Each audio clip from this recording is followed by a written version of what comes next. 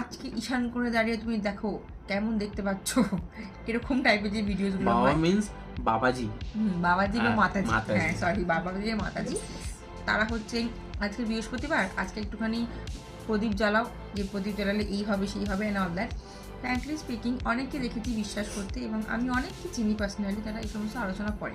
একদিন পার্টিকুলার একটা দিন এই টাইম থেকে এই টাইমের মধ্যে এসে আমরা ভগবানকে ডাকলাম আর ভগবান চলে এলো, ভগবানকে ধন্যবাদ দিলাম, ভগবান চলে এলো, এতে কাজ হয়?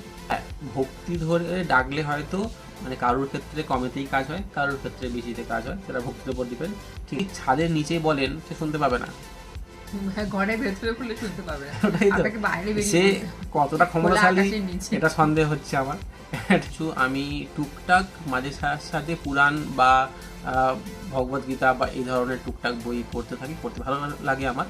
এমন ধরনের কোনো কথা আমি জানি না, শুনিনি আজ অবধি। ভগবান আছে কি নেই সেই তর্কে আমরা যাচ্ছি না না, ওটা গ্যাসের প্রবলেম হচ্ছে, বা অনেক সময় হয় যে বিভিন্ন ভূপ্রাকৃতিক ব্যাপার হচ্ছে। কদিন আগে একটা ভূমিকম্প হলো, ছিল কেন বলো না, যেরকম আমার তো এই সময় হাগা পায়, তাহলে কি হাঁকতে হাঁকতে আকাশের দিকে তাকিয়ে বলা যায়?